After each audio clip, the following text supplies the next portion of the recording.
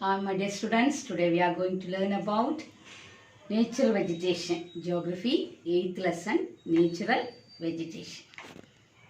Among the most valuable resource of India, forests play an important role in its climate and economic development. We obtained a variety of substances from nature such as soil, water, wildlife, vegetation. Apart from this, we are blessed with the hidden wealth of minerals and power sources. All these are together called natural resources. Among all these nature resources, flora and fauna are the most important for human beings. Forests are our renewable source of energy. It helps in maintaining ecological balance, reduce pollution, maintain humidity, purify air, and the source of timber, flowers, fruits, and food. It prevents soil erosion and an abode of wildlife such as animals, birds, and insects. Now we are going to study about natural vegetation. That means among all the natural resources, natural vegetation is very important. What is this natural vegetation? Natural vegetation means a plant community which has grown naturally without human aid and has been left undisturbed by humans for a long time. Okay, what is meant by natural vegetation? Among all the natural resources, natural vegetation is very important. So what is meant by this natural vegetation? Natural vegetation means a plant community which has been grown naturally without human help and has been left undisturbed by human beings for a long time. So, natural we have which has grown naturally without human aid. And in our country, India is one of the 12 mega biodiversity countries of the world, has variety of plant diversity, and also we can see different type of now let us learn what are the factors that influence this natural vegetation.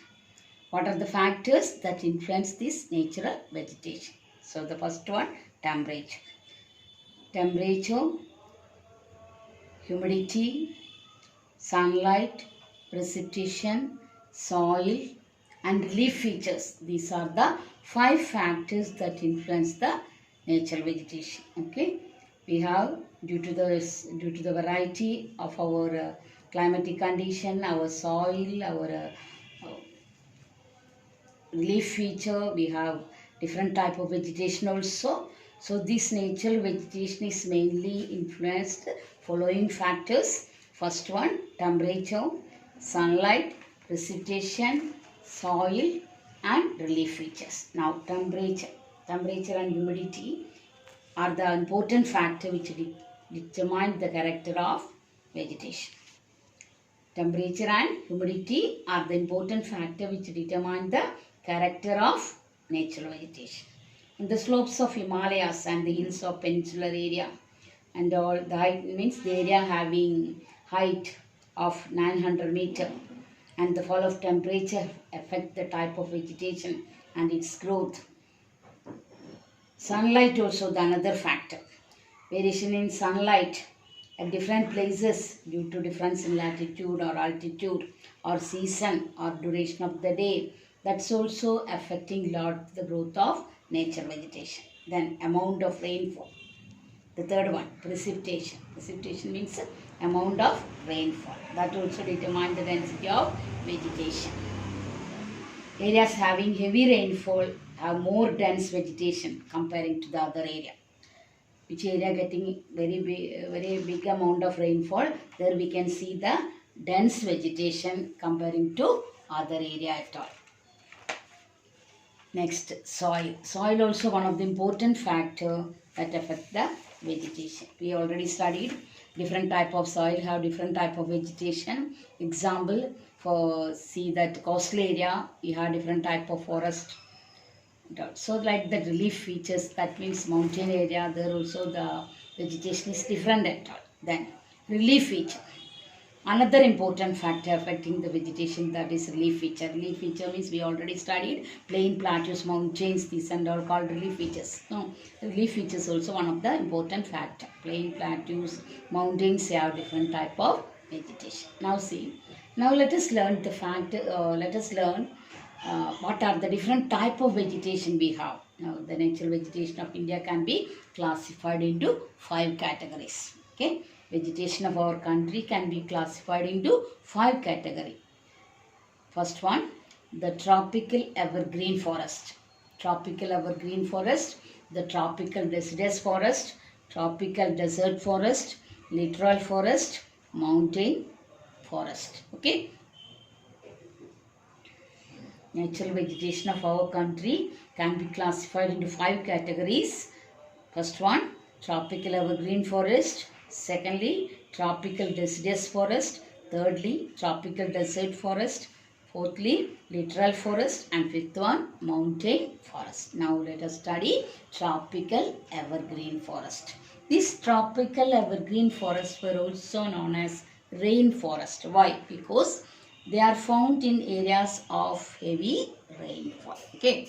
Why these tropical evergreen forests were also known as rainforest? Why? Because they are found in areas of heavy rainfall. Okay. Then these are the found areas with annual rainfall of 200 centimeter. One of the special feature where the area receiving rainfall more than 200 centimeter, there only we can see tropical evergreen forest. Second character, here the trees grow very vigorously and its height nearly 60 meter above. Trees grow very vigorously and its height reach nearly 60 meter above at all. And this forest yield very hardwood trees. As for example, the rain parts of Western Ghats, Assam, West Bengal, island groups of Lakshadweep, Andaman and Nicobar, Odisha, like that area and all, we can see this type of forest. Main trees, ebony, mahogany, rosewood, rubber, cinchona, these are the important trees at all. Okay, now see, tropical evergreen forest is also called tropical rainforest because they are found in areas of heavy rainfall, especially the area receives more than 200 centimeter above rainfall only we can see this kind of forest. Then trees grow very vigorously and its height sometimes reach up to 60 meter and yield hardwood trees. Example, the Western Ghats area, Assam, West Bengal, island groups of Lakshadweep, and some parts of Andaman and Nicobar Island, Odisha, these areas and all, we can see this type of forest. Example, trees, important trees, ebony, mahogany, rosewood, rubber, cinchona, and some of the important trees at all. Now see, one important question from this part. These trees commercially it is difficult to exploit. Tropical evergreen forest difficult to exploit commercially. Why? Because first thing, dense, very dense forest and difficult to penetrate. Why commercially difficult to exploit this evergreen forest? First point, very dense forest, so it is difficult to penetrate. Secondly, no proper transport facility to that area. Thirdly, trees grow very vigorously. Okay, why it is difficult to exploit commercial purpose? First thing, large number of species are found together. First thing, this forest, large number of species are found together and it is very difficult to penetrate, and very dense forest, very difficult to penetrate, and no proper transport facility also. Trees grow very vigorously. Because of all these reasons, this is very difficult to exploit at all. Then another thing, why these tree forests are known as evergreen forest. Trees are evergreen. Why? Because they do not shed their leaves. These trees do not shed their leaves because of the warm temperature and plenty of water. Because of the warm temperature and plenty of water, these trees do not shed their leaves. That's why we call what evergreen forest. It is called evergreen forest. Why this is called evergreen forest? Because they do not shed their leaves Why they do not shed their leaves? Because of warm temperature and plenty of water. Then that area also floor lack grasses. Why the floor lacks grasses? Because of the deep shade. Tall trees up to 60 meter and grow vigorously. So because of that floor lacks grasses at all. Okay, because of the deep shade. Then one more important question in this area. Western side of Western Ghats receive more rainfall. So that is on the windward side. And so there we can see tropical evergreen forest. Western side of Western Ghats receive more rainfall because it is in windward side. So there we can see tropical evergreen forest. At the same time, eastern side of Western Ghat, we can see what a tropical moist deciduous forest. Why? Because that is leeward side. The amount of rainfall received that area is very less. That means below 200 centimeter. Okay. Remember again, why the western side of Western Ghat we can find out tropical evergreen forest, and why the eastern side of Western Ghat we can find tropical moist deciduous forest. Because western side of Western Ghat receives more rainfall because it is in windward side. So the tropical evergreen forests are found on this side. At the same time, eastern side of Western Ghat receive less rainfall because it is situated in leeward side. It is situated in leeward side which receive less rainfall. So tropical moist deciduous forest. Okay. So that only tropical evergreen forest. It is also called rainforest. Now we are going to study the second point, the tropical deciduous forest. Tropical deciduous forest. These forests are also called monsoon forest because this mainly find out in monsoon regions. Major part of our country we can see this type of vegetation.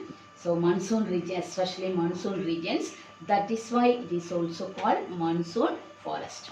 So most extensive forest in India. On the availability of water, it is again classified into two: moist deciduous forest and dry deciduous forest. Okay, tropical deciduous forest, that is also known as monsoon forest. Why? Because mainly found in monsoon regions. Major part of our country covered this forest only, monsoon regions, and all the monsoon regions we can see this type of forest only. So this type of forest again classified on the availability of water. Classified into two: moist deciduous forest and dry deciduous forest. Again classified into two: moist deciduous and dry deciduous. Now first let us study the moist deciduous. Moist deciduous forests are found in the areas of 100 centimeter to 200 centimeter of rainfall. The area receiving 100 to 200 centimeter rainfall, there and all we can find out what a moist deciduous forest. So long dry season, the trees of this forest are deciduous and they shed their leaves during only dry season. They shed their leaves only in dry season, but each species has different time to shed the leaves. So the entire forest is not bare at any time. Even they shed the leaves during dry season, but the entire forest is not bare at any time because each species has a different time of shedding leaves. Each species have different time of shedding leaves. That's why the entire forest is not bare at a time.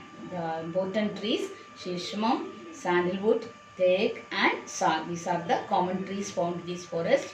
And economically important trees also are the rosewood, kaya, shishmam, bamboo. These are economically very important trees.